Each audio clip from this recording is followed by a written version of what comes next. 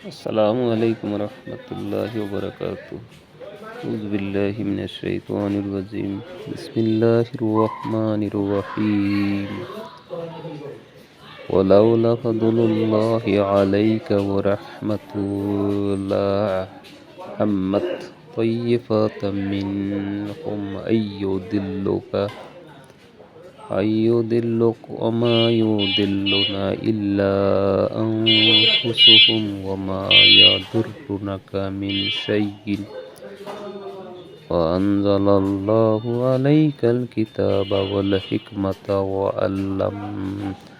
وعلمك ما لم تكونوا تعلمون وكان الله عليك عظيما ومن يشك الرسول من بعد ما تبين له الهدى ويتبع غير سبيل المؤمنين نؤته وما تولى ونصله جهنم ওয়াসাত মাসীরা। হে নবী, আল্লাহর অনুগ্রহ যদি তোমার প্রতি না হতো এবং রহমত যদি তোমার কল্যাণে নিযুক্ত না হতো, তবে তাদের মধ্যে হতে একটি দল তোমাদেরকে ভুল ধারণা নিমজ্জিত করার ফয়সালা করেই ফেলেছিল, যদিও প্রকৃতপক্ষে তারা নিজেদের ছাড়া অন্য কাউকে ভুল ধারণায় ফেলতেছিল না এবং তারা তোমার কোনো ক্ষতিও করতে পারত না।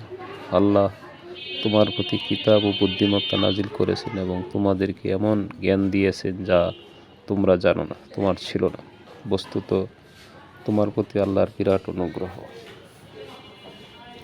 লোকদের গোপন সলা পরামর্শে প্রায়ই কোনো কল্যাণ নিহিত থাকে না। অবশ্য গোপনে কেউ কাউকে যদি দান খয়রাতের উপদেশ দেয় কিংবা ভালো কাজের জন্য অথবা লোকদের পরস্পরের কাজকর্মের মধ্যে সংশোধন সূচিত করার জন্য কাউকে কিছু বলে, তবে তা নিশ্চয়ই ভালো কথা। আর আল্লাহর সন্তোষ লাভের জন্য যে কেউ এরূপ করবে তাকে আমরা বড় প্রতিফল দান করব। সুবহানাল্লাহ। কিন্তু যে ব্যক্তি রাসূলের বিরোধিতা করার জন্য কৃতজ্ঞ কল্প হবে এবং ইমানদার লোকদের নিয়ম নীতির বিপরীত নীতিতে চলবে, এমত অবস্থায় যে প্রকৃত সত্যবোধ তার নিকট সুস্পষ্ট প্রতিবাদ হয়েছে, তাকে আমরা সেই দিকে চালাবো যেদিকে সে চলতে শুরু করেছে এবং তাকে জাহান্নামে নিক্ষেপ করব, এবং সেটা অত্যন্ত নিকৃষ্ট স্থান। আল্লাহ তাআলা আমাদের প্রতি বিরাট ইহসান করেছেন যে আল্লাহ আমাদেরকে সঠিক পথ দিয়েছেন। আল্লাহর নিকট ইন্নাল্লাহা লা ইয়াগফিরু আইয়ুশরাকা বিহি ওয়া ইয়াগফিরু মা দুনা যালিকা লিমান ইয়াশাউ ওয়া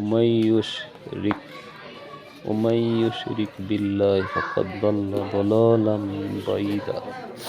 আল্লাহর নিকট কেবল শিরকই ক্ষমা পেতে পারে না, তদ্বির অন্য সব পাপই আল্লাহ তাআলা মার্জনা করতে পারে যাকে তিনি ক্ষমা করতে ইচ্ছা করবেন। যে ব্যক্তি আল্লাহর সাথে কাউকে শরীক করল, সে তো গোমরাহির পথে অনেক দূর অগ্রসর হয়ে গেল। এ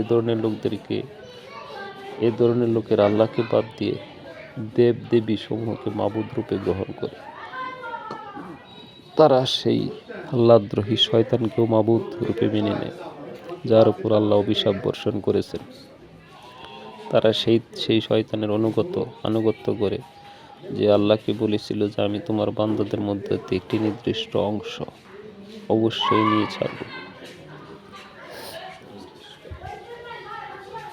আল্লাহ তাআলার সামনে প্রকাশ্যে শয়তান যে ওয়াদা করেছিল, এখানে সেই আয়াতটি প্রতিবাদ হয়েছে যে একটি নির্দিষ্ট অংশকে সে